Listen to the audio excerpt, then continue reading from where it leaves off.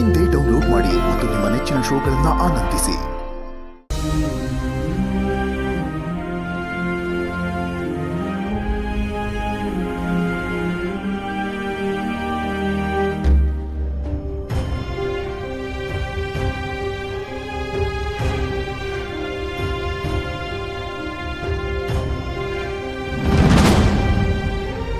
Watch jar ಬಿದ್ರೆ ಮತ್ತೆ ತಗೋಬಹುದು, ಆದ್ರೆ ಒಂದ್ಸಲ ಟೈಮ್ ಜಾರ್ ಬಿದ್ರೆ ಮತ್ತೆ ಯಾವತ್ತೂ ತಗೊಳಕ್ಕಾಗಲ್ಲ ಅಣ್ಣ.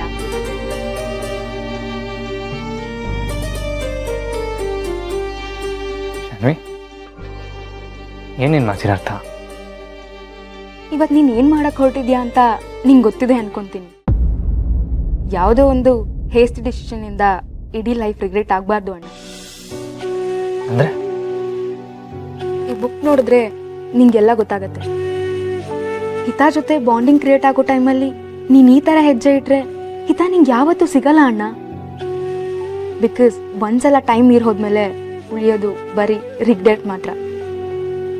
ಅಲ್ಲ ಶಾನ್ವಿ, ನೀನ್ ಏನ್ ಹೇಳ್ತಾ ಇದೀಯ? ನನಗೆ ಒಂದು ಅರ್ಥ ಆಗ್ತಾ ಇಲ್ಲ.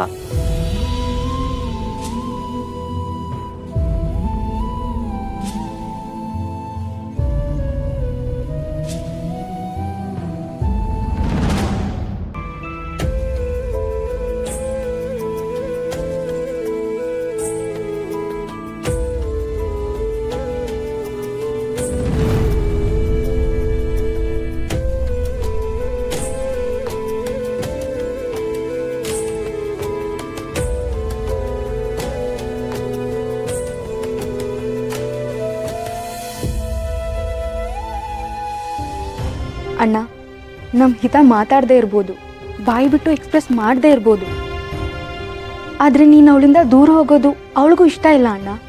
ಅದಕ್ಕೆ ಅದನ್ನೆಲ್ಲ ಡ್ರಾಯಿಂಗ್ ಥ್ರೂ ಎಕ್ಸ್ಪ್ರೆಸ್ ಮಾಡ್ತಿದ್ದಾಳೆ.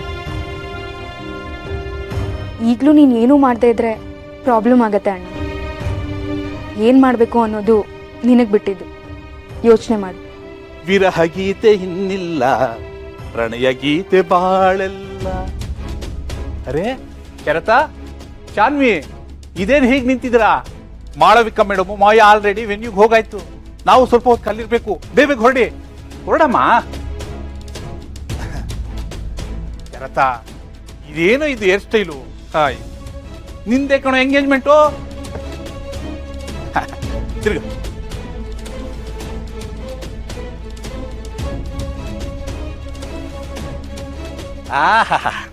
ಇದು ಈಗ ಹೀರೋ ತರ ಕಾಣಿಸ್ತಿದ್ಯಾ ನೋಡು. ಹೊರಗಡೆ ಕಾಯ್ತಾ ಇರ್ತೀನಿ, ಬೇಗ ಬಂದ್ಬಿಡು. ಹಾ